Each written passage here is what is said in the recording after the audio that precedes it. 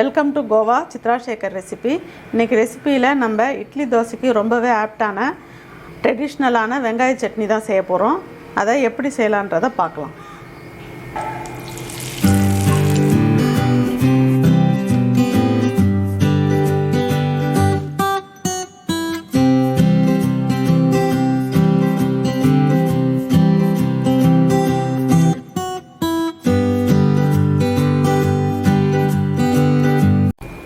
இப்போ அடுப்பை ஸ்டார்ட் பண்ணிக்கிட்டோம். ஒரு தவாவில் தேவையான அளவு ஆயில் சேர்த்துக்கலாம்.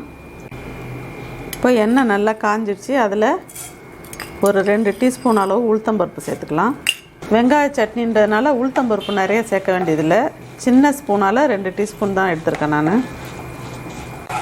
இப்போ லேசாக பொன்னிறம் ஆயிடுச்சு. இந்த டைமில் ஒரு 12-13 வரமிளகாய் எடுத்திருக்கேன். அதை இதில் சேர்த்துக்கலாம்.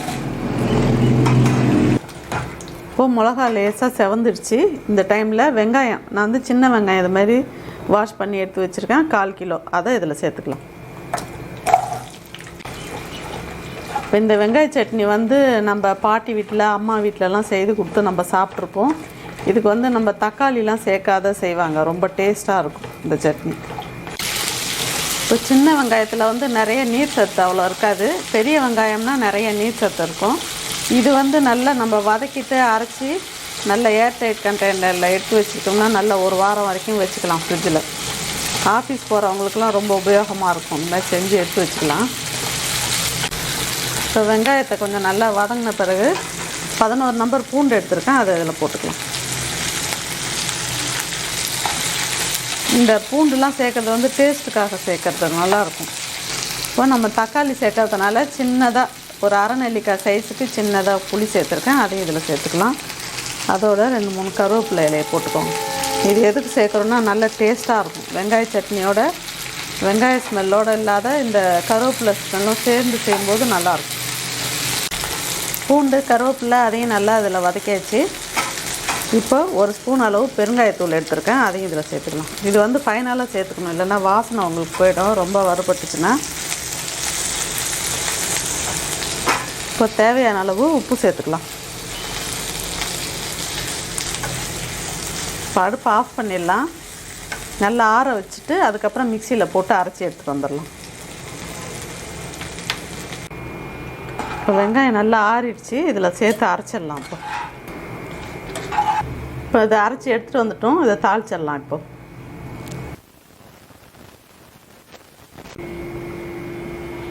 இந்த சட்னி வந்து நல்ல இட்லி தோசைக்கெலாம் ரொம்ப டேஸ்ட்டாக இருக்கும். அதே மாதிரி தோசை வகைகளில் பார்த்திங்கன்னா கோதுமை தோசைக்கெலாம் ரொம்ப டேஸ்ட்டாக இருக்கும். இப்போ எண்ணெய் நல்லா காஞ்சிடுச்சு. 1 ஸ்பூன் கடுகு சேர்த்துக்கலாம்.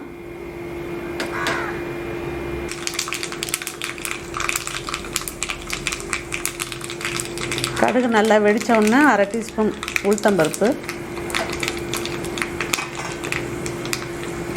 இப்போ அடுப்பை ஆஃப் பண்ணிவிட்டு ஃபைனலாக கருவேப்பிலை சேர்த்துக்கலாம்.